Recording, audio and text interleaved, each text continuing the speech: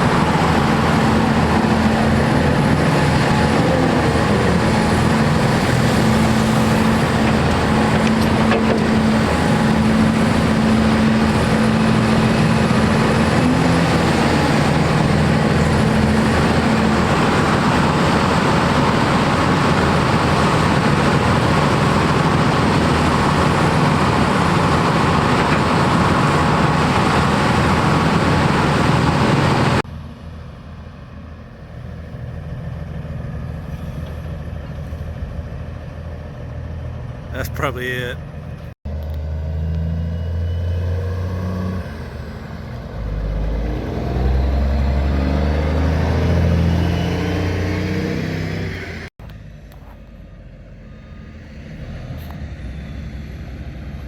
Hey Lauren, is that legal load right there?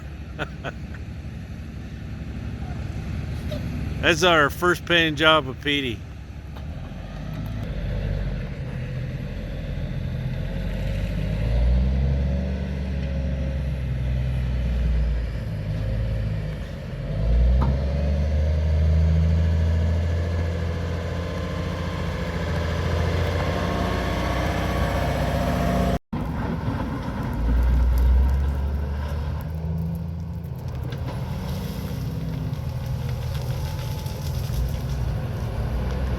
Yeah, dirt and gravel, and the dirt goes really deep down there, and the gravel comes up pretty shallow on this end, so we're separating it.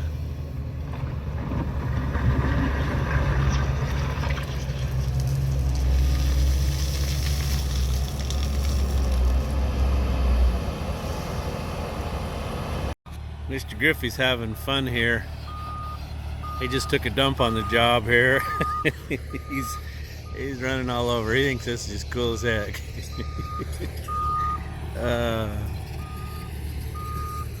He's a basement inspector. So here in Idaho we dig basements. Everybody's got a basement. So we cut them a ramp down in here and put some dirt on it. And that way they can bring their forms down in here and work. This was a complicated basement. Got a patio thing that's got to be cut out over there at the garage. That had to be cut down. This is about 3,500 square feet of basement, so it was pretty good size. So that's why we had the Peterbilt up here, moving some of the soil. Now I get a lot of flack because Jake doesn't fill the bucket every time. Well, you can't fill the bucket every time because you got to separate this material, so you know, you can't make a mess. They want to keep the topsoil, so you kind of got to separate your gravel and keep that in separate piles, and then the dirt in separate piles, so they have clean material for lawn and everything else. And then the gravel will probably be used as backfill around the foundation, and then inside the garage before they pour the pad there and the driveway. So they get about $1.50 a square foot to dig this stuff. And this one was kind of, like I said, it was complicated. So, and it was huge. And so there's, you know, you can't stack the material all the way around the edge or they can't get to it. This one's big, and so they're going to have to pump the concrete. It's just too big. There's just too much material that came out of it. And you don't want to really get a concrete truck close up against here. So anyway, that's what we were doing. They dug this with the grade control and the laser. Got it right on the money. So I think the owner seems to be really happy, and the builder was just thrilled with what we did. He said he'd never seen anybody dig a basement so nice and clean and do such a good job. It just makes their life really easy. So off to do something else today. I don't know what. Oh, I got to work on the house some more. Got to get Mama's dishwasher in. That's what I got to do.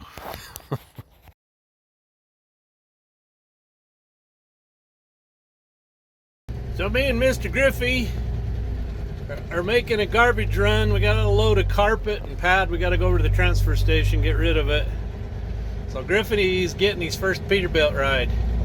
What do you think, Mr. Griffey? Oh, and he's got his homemade dog cone on.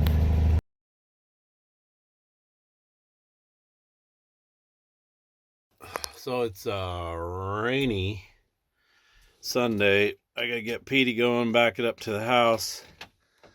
I got linoleum and some more underlayment to tear out. So I'm gonna take Petey over and fill her up. Ooh, that thing just fires up so good. Can't beat that.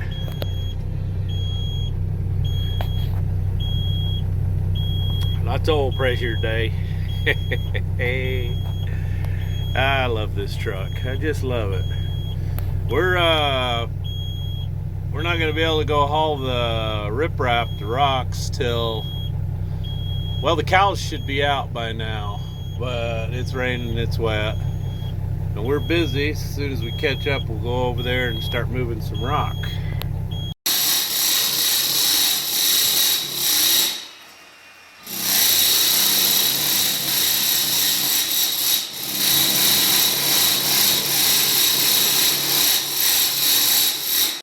Oh, look at these turds. I gotta scrape these turds off. Oh, that Mexican. That wasn't very good last night, honey. Oh, that's terrible. Oh, that's a wax poop if I've ever seen one.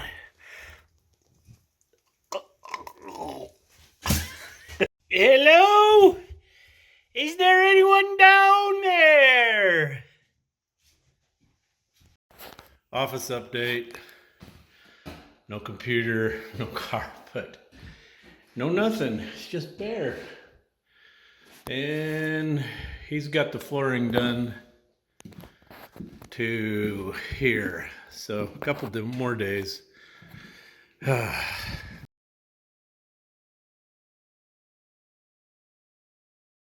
See, now there's your illegal fuel trailer right there.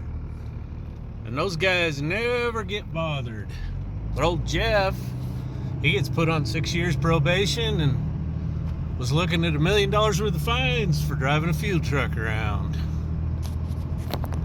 So Jake's pickup's parked at the shop. Again, he's driving the little Super Dodge, the gasser.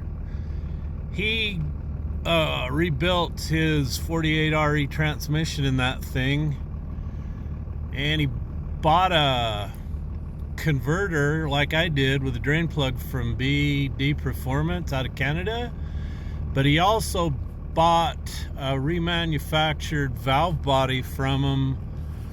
I bought mine from Sonax. My Sonax one was basically a stock, you know, pressures and everything, and the BD one he bought was like double the pressures. Anyway, he's just having a terrible time with it. Direct forward clutch or whatever is slow to disengage, and it's like this hang up when it shifts between gears. And he's talked to him, and they finally come. They told him that the clearance in the clutch, he didn't have enough clearance. He's like, well, how much clearance do you put in there? And they go, oh, about 40 to 60. And he's like, well, the book recommends it's like a range of 90 thousandths to 160 thousandths.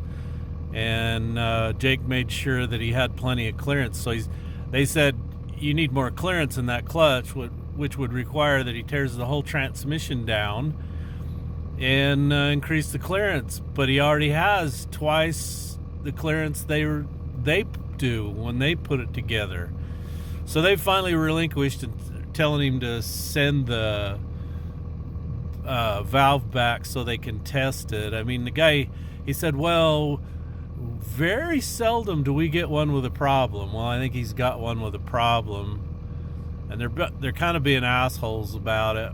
Anyways, the oil gets hot, it gets worse. The shifting gets way worse.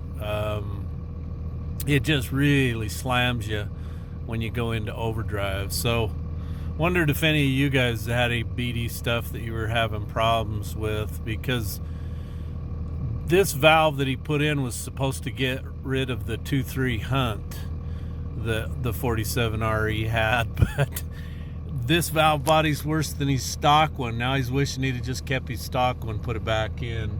Unfortunately, he sent it back because they have a core charge on it, and 48 RE valves are impossible to come by. They don't make new ones, and you got to go to the junkyard. They're just hard to come by, so balls. Okay, how many of you have ever done this? I've only done it, I think, a couple times in about 20 years, but you've got to, after you back up, you gotta release that before you go forward, because first time you turn, bang, tears it off.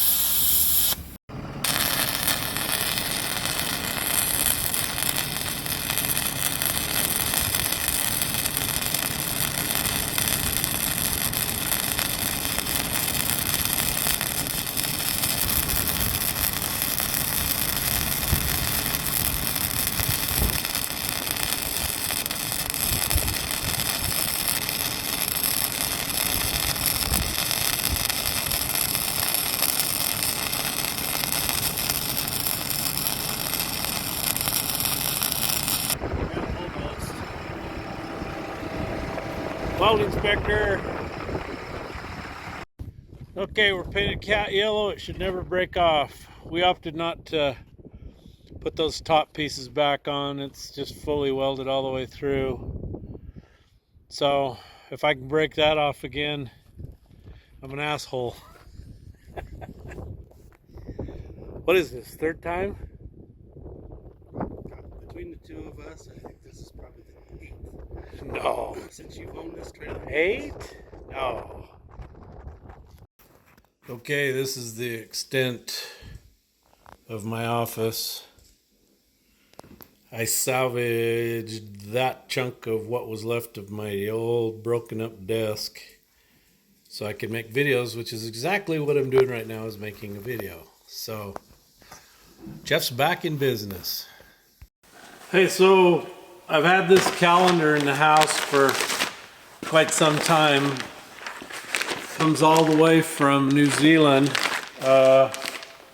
Thomas Gant sends me a calendar every year, and I love the calendar, Thomas. Matter of fact, right over there on the wall is that one with yellow and white K-Dub.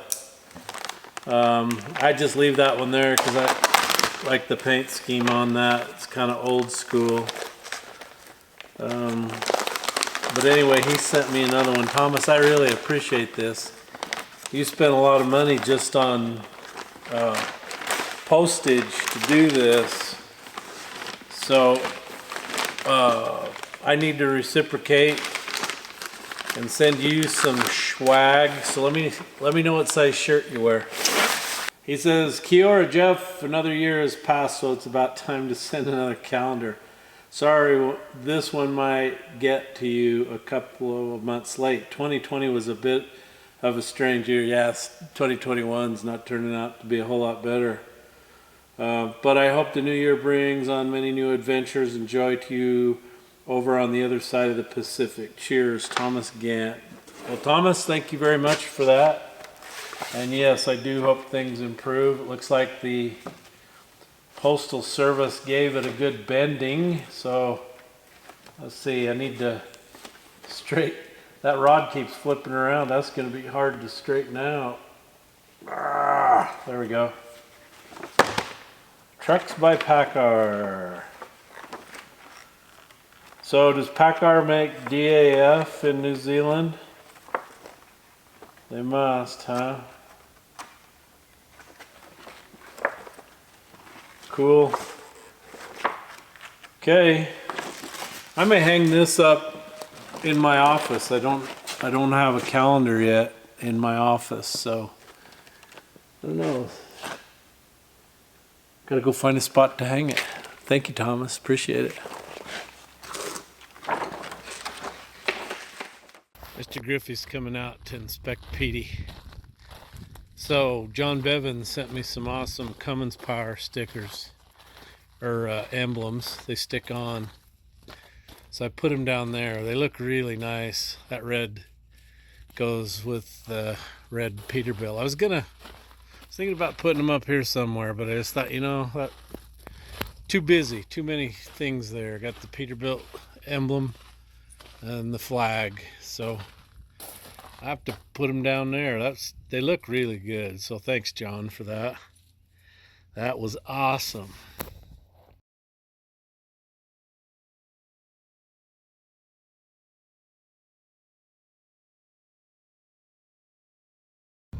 Hey, look what I spy. A Peterbilt. Wow, that's a good looking Peterbilt right there, ain't it? Holy cow, would you look at that thing? Man, I wish I owned a Peterbilt like that. Wow. Sitting out there in the intersection like that.